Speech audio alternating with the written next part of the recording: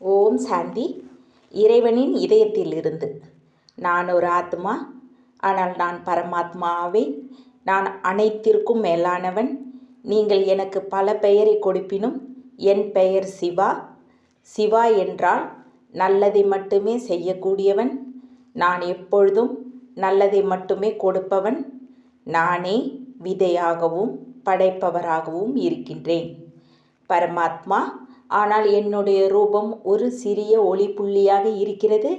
நான் 1000 சூரியனை விடவும் மிக்கதாக இருப்பதாக சொல்லப்படுகிறது. பரமாத்மாவின் அளவு கடந்த சக்தியானது உலகிற்கு எப்பொழுதும் ஒளியை கொடுத்து கொண்டு இருக்கிறது. ஆனால் நான் ஒரு மிக சிறிய புள்ளி உருவில் இருக்கும் சக்தியாக இருக்கிறேன். ஒரு ஆத்மாவாக பரமாத்மாவாக நான் ஸ்தூல கண்களுக்கு புலப்படாத ஒளி புள்ளி வடிவத்தில் இருக்கிறேன். ஒரு புள்ளி சிறியதாக இருப்பினும் அது சக்தி நிறைந்ததாக இருக்கிறது. அந்த காரணத்தால் என்னை சக்தியின் கடல் என்றும், எல்லா தெய்வீக குணங்களின் கடல் என்றும், அனைத்து ஞானத்தின் கடல் என்றும் அழைக்கின்றனர். நான் கடலாகவும் அதே சமயத்தில் விதையாகவும் இருக்கிறேன். அந்த விதைக்குள் அடங்கியிருக்கும் சக்திகளில் வாழ்வாதாரங்களின் நுட்பமான இயல்புகள் அடங்கியிருக்கின்றன. நான் ஒரு நிரந்தரமான ஆடாத அசையாத ஒளியை எப்பொழுதும் ஒரே நிலையில் பிரகாசிக்கக்கூடிய புள்ளியாக இருக்கிறேன். இந்த ஒளியினால் எல்லா ஆத்மாக்களை ஈர்க்கவும் ஆத்மாக்கள் சுகத்தை அடையவும் முடிகிறது. நான் ஒளிமயமாகி அதற்கு தெய்வீக உண்மையை மீண்டும் புரிய வைக்கிறேன். ஒளியை விட வேகமாக நான் அன்பு மற்றும் அமைதியின் கதிர்களால் எல்லா ஆத்மாக்களுக்கும் ஆறுதல் அளிக்கிறேன். விதை மிக சிறியதாக இருப்பினும் படைப்பிற்கு வேண்டிய எல்லா தத்துவங்களும் அதில் உள்ளன. விதை இல்லாமல் மரம், பழம் அல்லது மலர்கள் இருக்காது. நான் தான் உயிர்களுக்கான விதை. ஆத்மாக்களுக்காகிய நீங்கள் உயிருள்ள படைப்பு, மனித உலகத்தின் மரம். நான் எப்பொழுதும் ஆத்மாக்களின் தாயும் தந்தையுமாக இருக்கிறேன். நான் அனைவருக்கும் உரியவன். அனைவருக்கும் என்னிடம் உரிமை இருக்கிறது. முழு உலகம் மீதும் எனக்கு அன்பு உள்ளது. நான் அனைவருடனும் ஒத்துழைப்பவன். நான் மனித உலகத்தின் மரத்திற்கான விதையாக இருக்கிறேன். ஆகையால் எனக்கு எல்லா கிளைகள், தழைகள், குருத்துகள் மற்றும் துளிர்களுடன் சம்பந்தம் இருக்கிறது. நான் உயிருள்ள ஒரு இயற்கையாக எல்லா அதிர்ஷ்ட ஆத்மாக்களுக்கும் வாழ்வு கொடுப்பவராக இருக்கிறேன். இந்த விதைக்குள் முழு மரத்தின் ஞானம் இருக்கிறது. எனக்கு இந்த மனித சிருஷ்டியின் மரத்தின் வளர்ச்சி, இதனுடைய பராமரிப்பு மற்றும் உலர்ந்து போகும் தன்மையை அறிந்துள்ளேன். இந்த விதையை கண்ணால் பார்க்க முடிவது இல்லை, ஆனால் அது புதிய வாழ்வை படைப்பிக்கக்கூடியது. இந்த மனித சிருஷ்டியின் மரம் பழையதாகும் பொழுது நான் அதை புதியதாக மாற்றுகிறேன். இந்த மரம் என் மூலமாக படைக்கப்படுகிறது. விதையாகிய நான் விழிப்புணர்வுடன் இருக்கும் சிலருக்கு மட்டுமே தெரிந்த உருவில் வருகிறேன். நான் எல்லா ஆத்மாக்களுக்கும் சுகத்தை கொடுக்கவும், துக்கத்தில் ஆழ்ந்திருக்கும் உலகத்திற்கு ஆனந்தத்தின் ஒளியை கொடுக்கவும் வருகிறேன். நான் இந்த மரத்திற்கு ஒளி என்ற நீரையும் அன்பையும் அமைதியையும் அளிக்க வருகிறேன். 2 நேரத்தில் என்னுடைய பாகத்தை நான் நடிக்க வருகிறேன். ஒவ்வொரு ஆத்மாவினுடைய புத்தியினுள் அமைதிக்காக ஒரு இடத்தை ஏற்படுத்த வருகிறேன். நான் எல்லா ஆத்மாக்களுக்கும் 3வது கண்ணாகிய ஞான கண்ணை திறந்து வைப்பதால் ஆத்மாவின் சக்திகளை புத்துணர்வு பெற செய்கிறேன்.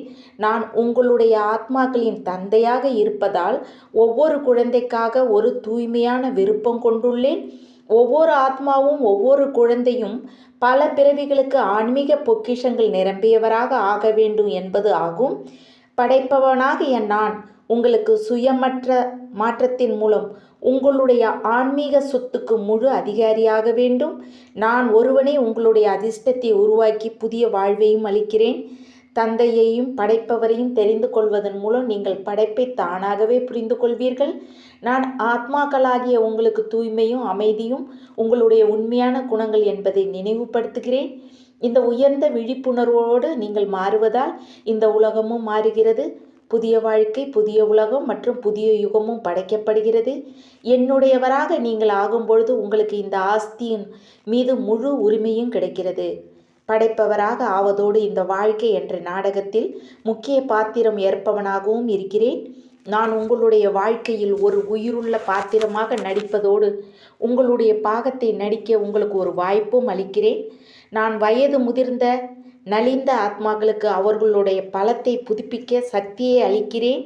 நான் உங்களை மீண்டும் அமைதி மற்றும் ஆனந்தம் என்ற ஒளி விளக்கின் கீழே அமர வைக்கிறேன்.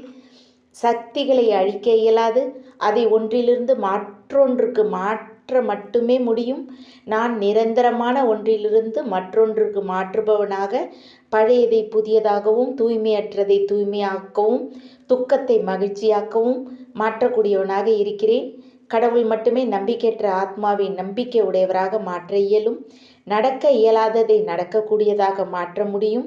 நான் உங்களுடைய பழைய பழக்கமான வெளி உலக நிகழ்வுகளுக்கு அடிமையாகும் இயல்பை மாற்றி உங்களுடைய சுய நற்பண்புகளின் விழிப்புணர்வுகளுக்கு திருப்புகிறேன். உங்களுடைய சுயமான தன்மைகளை அறிந்து கொள்வதன் மூலம் பழைய பழக்கங்களை விளக்க முடியும். ஆத்மாவின் கசப்பான தொடர்புகளை என்னை நினைப்பதன் மூலமே கரைக்க முடியும். ராஜயோகத்தின் மூலம் ஆத்மா மற்றும் பரமாத்மா மீண்டும் மீண்டும் அருகாமையில் வர இயலும். இறைவனின் ஞானத்தால் ஆத்மா 5 இந்திரியங்களையும் அடக்கக்கூடிய எஜமானனாக முடியும். ஆத்மா தன்னை உணர்வதால் தன்னுடைய உண்மையான அழகை தெரிந்து கொள்ள முடிகிறது. மனம் என்னும் பரிசோதனை சாலையில் அமைதியின் சக்தி மூலமாக ஆத்மா புது வாழ்வை அடைகிறது. தன்னுடைய சுய சோதனை மூலமாக தன்னை பற்றிய புதிய விழிப்புணர்வு பெறுகிறது. தெய்வீக ஆசிரியருடன் பயிலும் ஆன்மீக படிப்பின் மூலமாக சுய விழிப்புணர்வு பெருகுவதால் ஆத்மா விழிப்புணர்வு அடைகிறது. நான் உங்களுடைய அன்பு, சுயமரியாதை மற்றும் சுய கட்டுப்பாட்டுக்கான தாகத்தை தீர்க்கிறேன். உங்களுடைய நடவடிக்கை மாறும்பொழுது உறவுகளிலும் மாற்றம் ஏற்படுகிறது. வெளி உலக சக்திகளுக்கான தேடுதல்களில் இருந்து ஆத்மாவிற்கு சொந்தமான உண்மையான சக்திகளோடு தொடர்பு கொள்ள வேண்டிய ஆவலாக மாறி உள்ளிருக்கும் ஆன்மீக பலத்தை கூட்டுகிறது. இறைவனுடன் உள்ள உங்களது சம்பந்தமே அஸ்திவாரமும் விதையுமாகும். விதை வளர்ந்து பலம் உள்ளதாக ஆகும்பொழுது ஆத்மா மாற்றமடைகிறது. காலத்தின் போக்கிற்கு ஏற்ப உலகமும் மாற்றமடைகிறது. துக்கமும் அமைதியின்மையும் விளக்கப்படும் பொழுது கெடுதலான எண்ண ஓட்டமும் நடைமுறைகளும் தானாகவே மென்மையாகி வலுக்கட்டாயமின்றி நீக்கப்படுகிறது. இந்த கெடுதல்கள்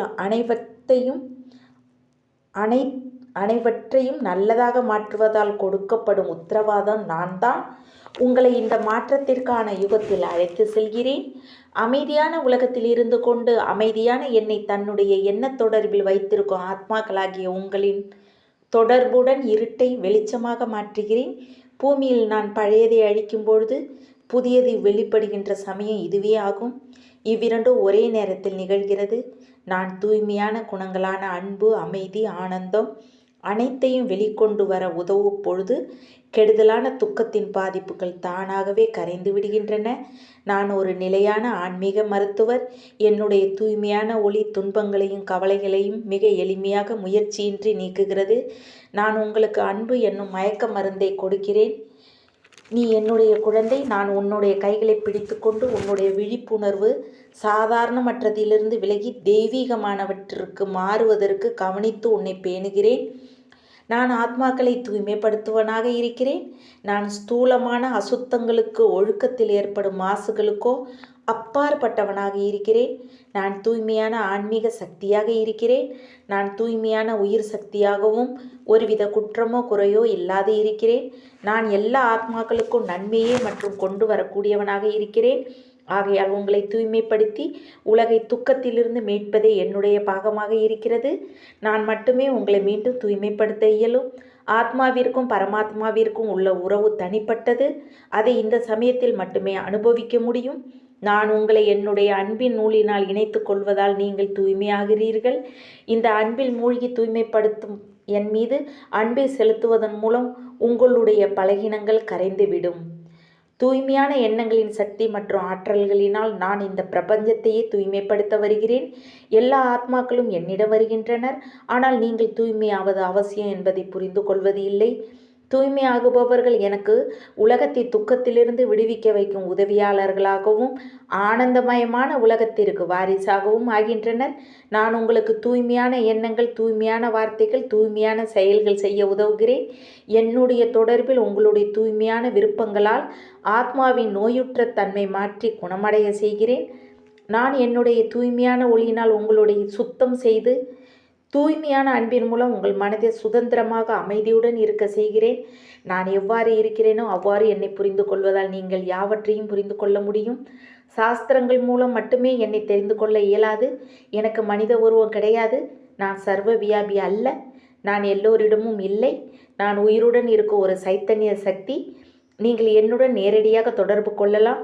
நான் ஸ்தூல உருவம் அல்லது சூட்ச்ம நிலையில் இருப்பதால் நான் யார் என்பதும் நான் எவ்வாறு இருக்கிறேன் என்பதும் யாருக்கும் தெரியாது. என்னை தெரிந்து கொள்ள நீங்கள் முதலில் உங்களை ஆத்மா என்று உணர வேண்டும். உங்களுடைய ஆதி மற்றும் அனாதி ரூபம் என்னை போன்றது. ஆத்மாவாக, சூட்ச்மமாக மற்றும் உயிருள்ள ஒரு ஒளி புள்ளியாக ஆத்மாவை பார்க்க இயலாது. அதனால் அதை புரிந்து கொள்ள இயலும். நீங்கள் ஆத்மாவாக இருக்கிறீர்கள். நான் பரமாத்மாக இருக்கிறேன்.